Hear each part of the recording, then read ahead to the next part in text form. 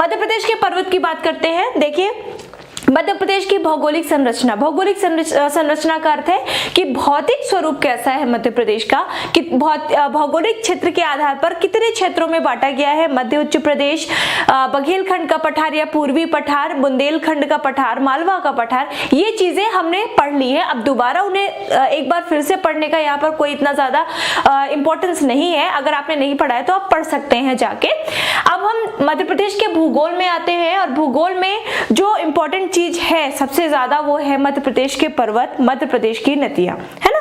मध्य प्रदेश के पर्वत और मध्य प्रदेश की नदियां पढ़ने से पहले आपको मध्य प्रदेश का जो भौगोलिक विस्तार का अर्थ है कि कितने भागों में बांटा गया है भौतिक स्वरूप के आधार पर।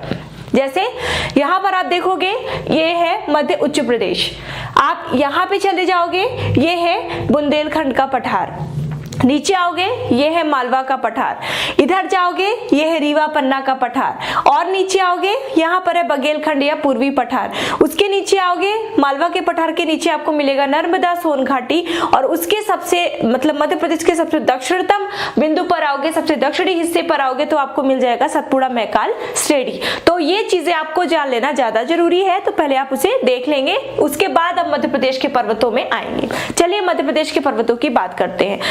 आप सभी को पता है कि मध्य प्रदेश भारत के हृदय के रूप में स्थित है। भारत के हृदय में हमारे मानव शरीर में हृदय की जहां पर जगह होती है वही जगह मध्य प्रदेश की भारत में है ना। अब मध्य प्रदेश के भारत के हृदय के रूप में स्थित होने के कारण नहीं, ऐसी इसकी संरचना ही है कि यहाँ पर मैदानी क्षेत्र भी पाया जाता है, पहाड़ी क्षेत्र भी पाया जाता है, पठारी क्षेत्र भी पाया जाता है, और पर्वतीय क्षेत्र भी पाया जाता है। इस तरह से हम कह सकते हैं कि मध्य प्रदेश में मैदान, पर्वत, पठार का संतुलन विद्यमान है। अब इसी संतुलन के तहत हम मध्य प्रदेश के पर्वतों की बात करते हैं।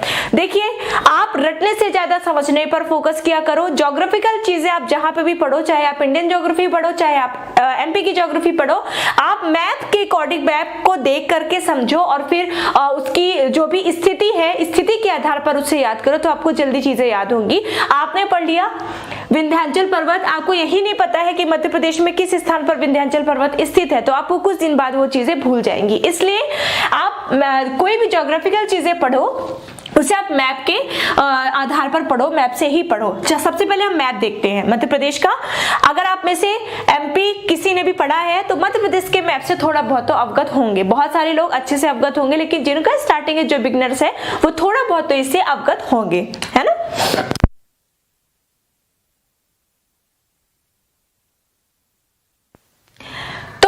मध्य प्रदेश में पर्वतों की अगर बात करें तो प्रमुख रूप से मध्य प्रदेश के अंतर्गत दो पर्वतों की चर्चा की जाती है, प्रमुख रूप से, जो कि केवल मध्य प्रदेश के अंतर्गत ही पाए जाते हैं। कौन कौन से? एक तो आपको ये दिख रहा है, यानी मध्य प्रदेश के उत्तरी छोर में या उत्तरी हिस्से में या मध्य में, ठीक है ना, तो ये पूरी तरह से उत्तर में है, ना तो ये पूरी तरह से मध्य में है। इसका नाम है विंध्याचल पर्वत, सुना होगा। ये क्या है? विंध्याचल पर्वत, जो कि मध्य प्रदेश का पहला पर्वत, प्रमुख पर्वत है। और दूसरा कौन सा है? सतपुड़ा मैकाल श्रेणी, सतपुड़ा मैकाल श्रेणी। अब आप सोच रहे होंगे कि हमने ये पर्वत तो बनाया है, लेकिन इसके अंतर्गत ये छोटे छोटे टुकड़ों में हमने ये विभाजित क्यों किया है? देखिए इसका कारण क्या है। जो श्रेणी का मतलब क्या होता है? श्रेणी का अर्थ है कई छोटी छोटी पहाड़ियों को मिला करके एक श्रेणी तैयार कर दी जाती है। उसी तरह से विंध्याचल पर्वत में भी कई छोटी छोटी पहाड़ियां हैं, ठीक है, कई टुकड़ों में विभाजित है, और उनको मिला के एक क्षेत्र का नाम दे दिया गया, क्षेत्र या पर्वत श्रेणी कह सकते हैं, और इसका नाम दे दिया गया है विंध्याचल पर्वत। उसी प्रकार सतपुड़ा मैकाल में आएंगे। आप सबसे पहले सतपुड़ा मैकाल श्रेणी के नाम में ही देखेंगे तो एक नाम मिलेगा आपको सतपुड़ा और दूसरा नाम मिलेगा आपको मैकाल। सतपुड़ा मैकाल पर्वत मतलब ये सतपुड़ा और मैकाल का जो ये पर्वत है, ये सतपुड़ा और मैकाल का मिश्रण है। सतपुड़ा पर्वत श्रेणी और मैकाल पर्वत श्रेणी का मिश्रण क्या कहलाएगा? सतपुड़ा मैकाल श्रेणी, जिसे एक साथ पढ़ा जाता है। यहाँ पर भी ये जो पर्वत श्रेणी है, ये भी कई छोटे छोटे टुकड़ों या पहाड़ियों में विभाजित की गई है, ठीक है। तो ये हो गया, आपने समझ लिया। आप सबसे पहले पर्वतों की चर्चा करेंगे और हम पॉइंट वाइज पर्वतों को देखेंगे। सबसे पहले हम बात करेंगे किसकी? विंध्याचल पर्वत की।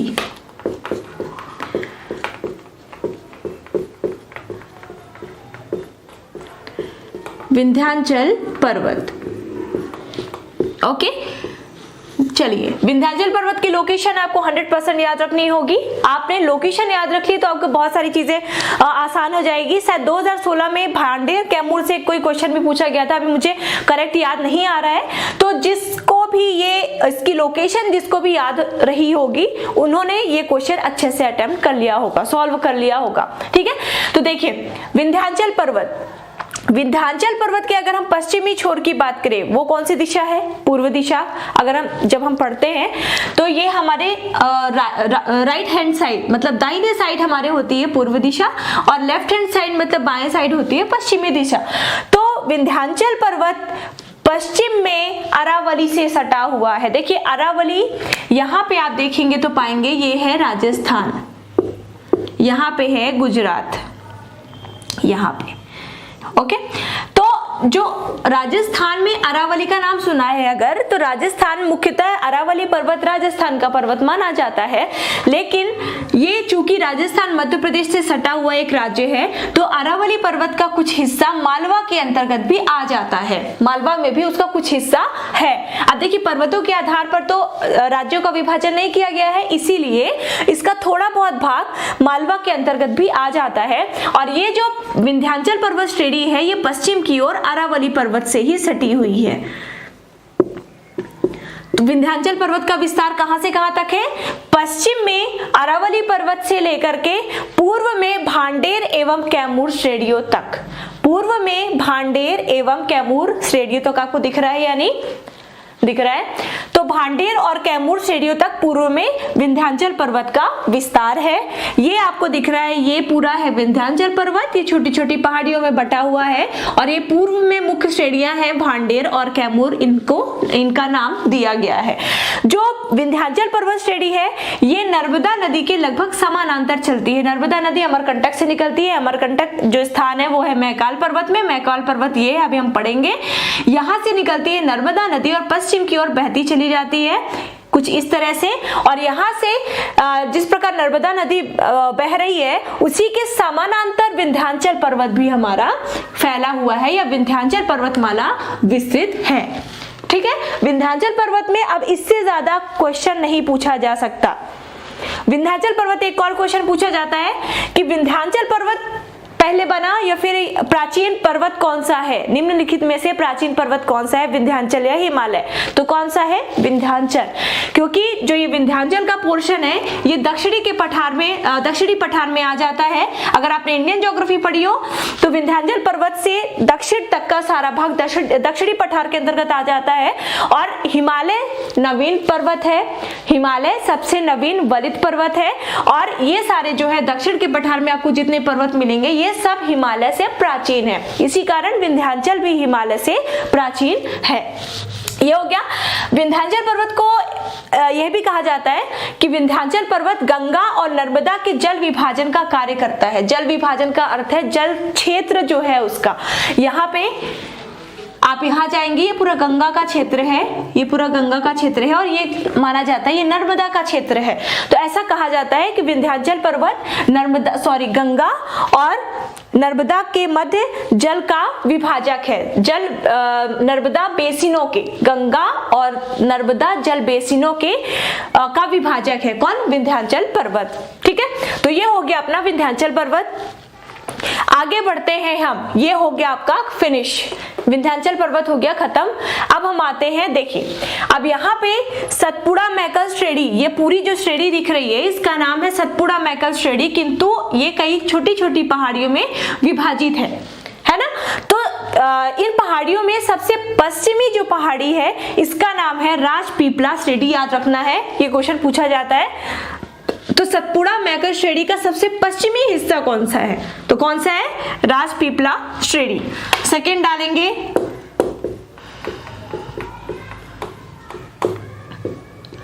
राजपीपला श्रेणी, है ना। देखिए जो राजपीपला श्रेणी है ये पश्चिम से पूर्व में बुरहानपुर दर्रे तक जाती है। ये जो दिख रहा है, ये जो साइन बना हुआ है ये दर्रे का साइन है, और ये दर्रा है बुरहानपुर दर्रा, है ना। तो पश्चिम से ये पश्चिमी दिशा है, तो ये पश्चिम से पूर्व तक कहाँ जाती है, पूर्व में कहाँ तक जाती है, ये बुरहानपुर दर्रे तक जाती है। ये देखिए यहाँ पे ये खत्म हो चुकी है, तो ये पश्चिम से लेके पूर्व में बुरहानपुर दर्रे तक जाती है। तो आप नोट कर सकते हैं कि राजपीपला श्रेणी पश्चिम से पूर्व में बुरहानपुर दर्रे तक जाती है। और जो ये राजपीपला श्रेणी है, इसके अंतर्गत भी कई छोटी छोटी सी पहाड़ियां हैं, जैसे कि अखरानी की पहाड़ियां, असीरगढ़ की पहाड़ियां, बड़वानी की पहाड़ियां, बीजागढ़ की पहाड़ियां। मैं लिख देती हूं, अखरानी की पहाड़ियां, बड़वानी की पहाड़ियां। पूछा जा सकता है, अभी तक तो सत क्वेश्चन नहीं बना है लेकिन पूछा जा सकता है। बड़वानी की पहाड़ियों के बाद असीरगढ़ की पहाड़ियां,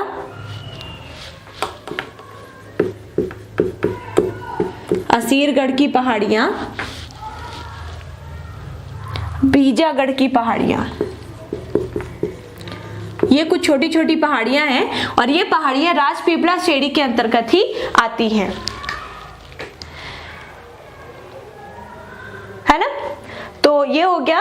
और जैसा कि मैंने बता ही दिया कि सतपुड़ा पर्वत श्रेणी का या सतपुड़ा मैकाल श्रेणी का ये सबसे पश्चिमी हिस्सा है या सबसे पश्चिमी छोर है। कौन? राजपीपला श्रेणी। अब हम बढ़ते हैं आगे।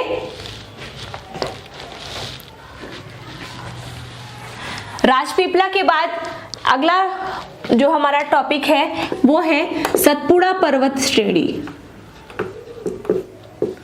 सतपुड़ा पर्वत श्रेणी मतलब क्या है? राजपीपला श्रेणी से हम पूर्व की ओर बढ़ते चले जा रहे हैं। पूर्व की ओर बढ़ेंगे, सतपुड़ा पर्वत श्रेणी जैसे बुरहानपुर दर्रे के हम पूर्व में जाते हैं, वैसे ही ये सतपुड़ा मैकाल श्रेणी जो है ये चौड़ी हो जाती है। पहले ये क्या थी? सकरी थी, और जैसे ही बुरहानपुर दर्रे के हम पूर्व की ओर बढ़ते हैं वैसे ही ये श्रेणी क्या हो जाती है? चौड़ी हो जाती है। और उसके पश्चात हमें बुरहानपुर दर्रे से जब पूर्व की ओर बढ़ते हैं तो हमें सबसे पहले मिलती है ग्वालीगढ़ की पहाड़ी, सॉरी श्रेणी। सतपुड़ा पर्वत श्रेणी के अंतर्गत जब हम बुरहानपुर दर्रे के पूर्व में जाते हैं तो हमें सबसे पहले मिलती है ग्वालीगढ़ की पहाड़ी या ग्वालीगढ़ श्रेणी, या पहाड़ी ही यहाँ पे लिखना ज्यादा उचित रहेगा, ग्वालीगढ़ की पहाड़ी, है ना। ग्वालीगढ़ की पहाड़ी के पूर्व में हम निकलते हैं तो हमें यहाँ पर मिलेगी, देखिए मैंने नाम लिख दिया है, इसके पूर्व में हम जाएंगे तो हमें मिलती है महादेव श्रेणी, बहुत इंपॉर्टेंट है। ग्वालीगढ़ की पहाड़ी के आगे महादेव श्रेणी या महादेव पहाड़ी। महादेव पहाड़ी सबसे ज्यादा इंपॉर्टेंट इसलिए हो जाती है क्योंकि महादेव पहाड़ी में ही मध्य प्रदेश की सबसे ऊंची चोटी पाई जाती है। कौन सी है? देखिए ये भी पूछा जाता है कि किस दिशा में है।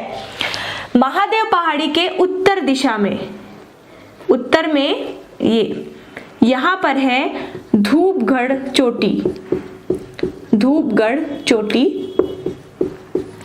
इसकी ऊंचाई लिख लेंगे 1350 मीटर, 1350 मीटर, 1350 मीटर। तो धूपगढ़ पहाड़ी सतपुड़ा मैकाल श्रेणी की धूपगढ़ चोटी है।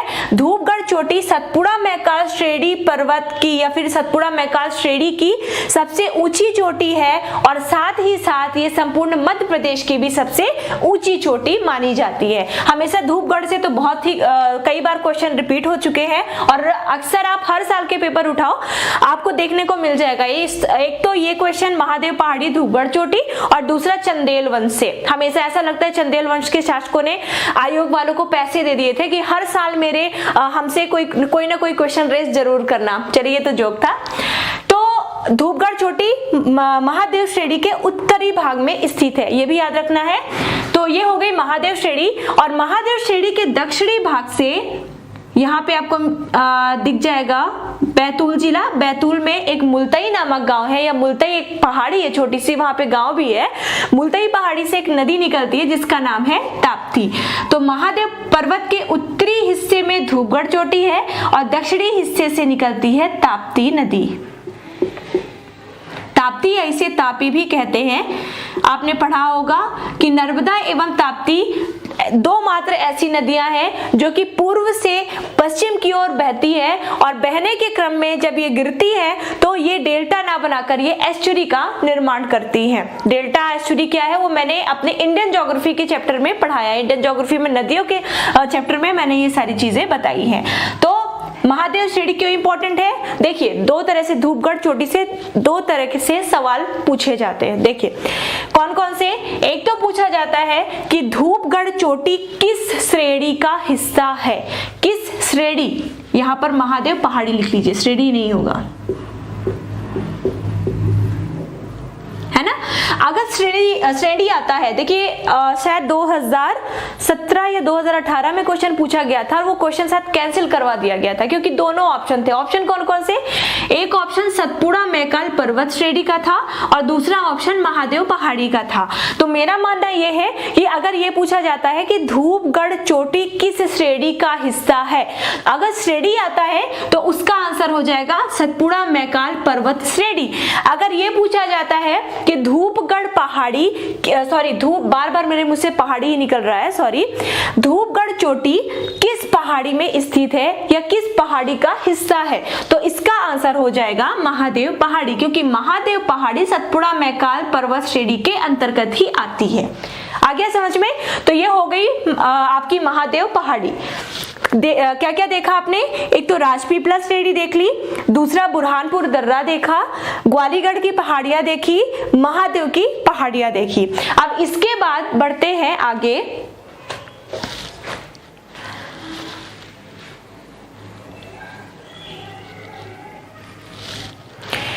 और अगला टॉपिक लिखिए, अगला पॉइंट लिखिए। अब महादेव के बाद आते हैं हम मैकल श्रेणी में। मैकल श्रेणी में तो अगला पॉइंट डाल लेंगे मैकल श्रेणी। सतपुड़ा मैकल पर्वत श्रेणी पश्चिम में राजपीपला की पहाड़ियों से शुरू होती है और पूर्व में मैकल की पहाड़ियों तक खत्म हो जाती है। देखिए ये हम मध्य प्रदेश के हिसाब से बता रहे हैं, खत्म नहीं होती है, इसका और हिस्सा जो है वो छत्तीसगढ़ में भी चला जाता है। हम मध्य प्रदेश के अंतर्गत जो पहाड़ियां हैं हम उनकी बात कर रहे हैं। ये पश्चिम में राजपीपला की पहाड़ियों से शुरू होता है और इसका जो पूर्वी छोर है ये मैकल श्रेणी के नाम से जाना जाता है। मैकल श्रेणी पूर्व की ओर जाकर के पूछा जाता है, पूर्व की ओर जाकर के एक अर्धचंद्राकार रूप धारण कर लेती है। यहाँ पे आप देख सकते हैं ये तो मैकल श्रेणी या सतपुड़ा मैकल श्रेणी जो है वह पूर्व में जाकर के एक अर्धचंद्राकार रूप जो रूप है इसका वो दिखाई देता है। जिस प्रकार आपने अलग से पढ़ा था राजपीपला, ग्वालीगढ़, महादेव की पहाड़ी, उसी तरह से मैकल श्रेणी को भी हम अभी अलग से ही पढ़ रहे हैं क्योंकि हमने यहाँ पे टॉपिक डाल दिया है मैकल श्रेणी का। मैकल श्रेणी में इसकी मैकल श्रेणी की जो सबसे ऊंची चोटी है वो है अमरकंटक। कौन सी है? अमरकंटक। हाँ, ये मैकल की ऊंची चोटी है, ये सतपुड़ा की ऊंची चोटी नहीं है। संपूर्ण सतपुड़ा की अगर ओवरऑल हम बात करेंगे तो फर्स्ट नंबर पे है धूपगढ़ चोटी 1350 मीटर, सेकंड पे फिर अमरकंटक आ जाएगा। तो ये याद रखेंगे कि जो अमरकंटक है ये केवल मैकल श्रेणी की सबसे ऊंची चोटी है, ये पूछा जाता है। आप कंफ्यूज मत होना, महादेव और मैकल श्रेणी में कंफ्यूजन हो सकता है। महादेव की सबसे ऊंची चोटी है धूपगढ़ और मैकल श्रेणी की या मैकल पर्वत की सबसे ऊंची चोटी है अमरकंटक। अमरकंटक की अगर हम ऊंचाई की बात करें, अमरकंटक की पहाड़ी की, तो ये है 1048 मीटर, 1048 मीटर अमरकंटक की ऊंचाई है। काफी अच्छी जगह है ना। यहाँ पर क्या है, इस क्षेत्र की विशेषता बता दूं, यहाँ पे लैटेराइट मिट्टी की बहुत ही मोटी परत पाई जाती है। इस क्षेत्र में लैटेराइट मिट्टी की बहुत ही मोटी परत पाई जाती है और ये जो अमरकंटक पर्वतमाला है, ये मैकल श्रेणी है, ये यहाँ से शुरू होता है। शुरू तो यहाँ से सतपुड़ा पर्वत हो रहा है, हम मैकल की बात कर रहे हैं। मैकल यहाँ से शुरू होता है जो कि मैंने अभी बताया था कि छत्तीसगढ़ में चला जाता है। तो ये छत्तीसगढ़ में जाकर के आगे छोटा नागपुर पठार में खत्म होता होता है। छोटा नागपुर का जो पठार आप पढ़ते होंगे, भारत का रूर भी कहा जाता है उसे, तो ये इसी का हिस्सा है। यही जो पर्वत श्रेणी है ये आगे बढ़ के छोटा नागपुर का पठार का निर्माण करती है। तो मैकल श्रेणी में सबसे प्रमुख विशेषता ये थी कि इसकी सबसे ऊंची चोटी है अमरकंटक, और अमरकंटक से प्रमुख नदियां निकलती हैं 4। कौन कौन सी? 4 नहीं, 2 ही यहां मानते हैं, लेकिन पढ़ेंगे हम चारों। पहली तो निकलती है नर्मदा, बहुत इंपॉर्टेंट है, मध्य प्रदेश की सबसे लंबी नदी है नर्मदा। तो अमरकंटक से पहली नदी निकलती है नर्मदा, दूसरी निकलती है सोन, तीसरी निकलती है रिहंद और चौथी निकलती है जोहिला। अक्सर किताबों में नर्मदा, सोन और जोहिला का नाम ही मिलता है, साथ साथ रिहंद का भी नाम कहीं कहीं पर मिलता है। ठीक है, तो अमरकंटक से 4 नदियों का उद्गम होता है। कौन कौन सी? याद रखना है, नर्मदा, सोन, रिहंद और जोहिला। नर्मदा नदी अमरकंटक से निकलकर पश्चिम की ओर बह जाती है, पश्चिम की ओर बह करके गुजरात होती हुई खंबात की खाड़ी में आगे चल के गिर जाती है। और साथ ही साथ जो सोन निकलती है, सोन नदी उत्तर की ओर बह जाती है और आगे जाकर सोन नदी उत्तर की ओर बहती है और आगे जाकर पटना में, बिहार के पटना में एक दीनापुर नामक गांव है, दीनापुर नामक गांव है, यहां पर ये नदी गंगा से मिल जाती है। ठीक है, तो नर्मदा किसी भी नदी की सहायक नदी नहीं है, लेकिन जो सोन नदी है ये गंगा की एक प्रमुख सहायक नदी मानी जाती है। और नर्मदा नदी यहां से निकल करके पश्चिम की ओर बह जाती है। ये हम अच्छे से नदियों के चैप्टर में पढ़ेंगे, परेशान ना हो। और सोन नदी यहां से निकल करके उत्तर की ओर बह जाती है और जा करके पटना में गंगा से मिल जाती है। जोहिला नदी माना जाता है कि सोन की ही सहायक नदी है, ये निकलती है सोन के ही आसपास। सोन मुंडा एक जगह है अमरकंटक में ही, वहां से सोन नदी का उद्गम स्थल वहां पर है। जोहिला माना जाता है यहीं से निकलती है और आगे जाकर कुछ ही दूरी पर ये सोन में मिल जाती है। जोहिला सोन की ही सहायक नदी है। तो ये हो गए आपके मैकल श्रेणी और ये विंध्याचल पर्वत, साथ ही साथ सतपुड़ा मैकाल पर्वत, संपूर्ण सतपुड़ा मैकाल श्रेणी जो है ये भी आपने पढ़ ली। अब देखिए, चूंकि मैंने बताया अरावली का कुछ हिस्सा मालवा में आता है ना, और इसके साथ ही साथ दंडकारण्य बस्तर पर्वत श्रृंखला का कुछ भाग जो है ये भी मध्य प्रदेश में आता है, जो कि जबलपुर मंडला तक पहुंचता है। तो वैसे पूछा नहीं जाता है, लेकिन आप एक नॉलेज के लिए इसे पढ़ लेंगे। यहां पर फिफ्थ पॉइंट डाल रही हूं।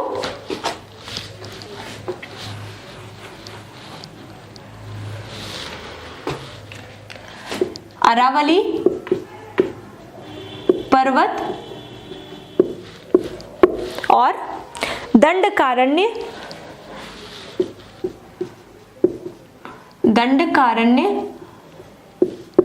बस्तर पर्वत श्रृंखला है ना। तो देखिए, जो अरावली पर्वत है इसका कुछ हिस्सा, थोड़ा हिस्सा इसका मालवा के क्षेत्र में आता है, मालवा के पठार में आता है। और दंडकारण्य बस्तर पर्वत श्रृंखला का जो कुछ हिस्सा है वो जबलपुर और मंडला में थोड़ा पहुंच जाता है। जबलपुर मंडला, बस्तर कहाँ है? छत्तीसगढ़, ये पूरा छत्तीसगढ़ का भाग है। तो इसका थोड़ा सा भाग जो है वो जबलपुर और मंडला में पहुंचता है। तो इस तरह से मध्य प्रदेश की पर्वत श्रेणियां या मध्य प्रदेश के पर्वत हो जाते हैं समाप्त। अब मध्य प्रदेश के पर्वत के बाद हम पढ़ेंगे मध्य प्रदेश में अपवाह तंत्र या मध्य प्रदेश की नदियां। देखिए, पर्वत, नदियां मतलब मध्य प्रदेश का संपूर्ण भूगोल, मध्य प्रदेश की कला संस्कृति, मध्य प्रदेश की जनगणना, ये कुछ चुनिंदा टॉपिक है जिनसे हमेशा सवाल उठता ही उठता है। कुछ ऐसे सवाल होते हैं जो कि बहुत ज्यादा क्रिटिकल होते हैं, समझ में नहीं आता ये सवाल कहां से आए हैं, तो वो सवाल केवल आपके लिए ही नहीं, हर किसी के लिए वो सवाल कठिन होंगे, है ना। कोई भी अगर नहीं पढ़ा है, किसी ने नहीं पढ़ा है, तो कोई भी इस सवाल को हल नहीं कर पाएगा। तो हम अगले लेक्चर में मिलते हैं मध्य प्रदेश की नदियों के साथ। कोई भी कंफ्यूजन हो कमेंट बॉक्स में आप कमेंट करके हमें पूछ सकते हैं। इसके अलावा आप सबसे एक ओपिनियन चाहती हूं, अगर आप सब चाहें तो मैं रोज का मतलब है कि अभी जब तक हो पाएगा 10 से 15 दिनों तक मैं रात को लाइव आकर के डिस्कशन कर सकती हूँ। और डिस्कशन किसका? क्वेश्चंस का डिस्कशन। मैं आपसे क्वेश्चन पूछूंगी और आप उसके आंसर्स बताना। तो अगर आपको ये उचित लगता हो, सही लगता हो, तो आप मुझे जवाब जरूर देना। मैं कोशिश करूंगी जरूर कि मैं लाइव आकर के आपके साथ क्वेश्चंस को डिस्कस करूं। Thank you very much.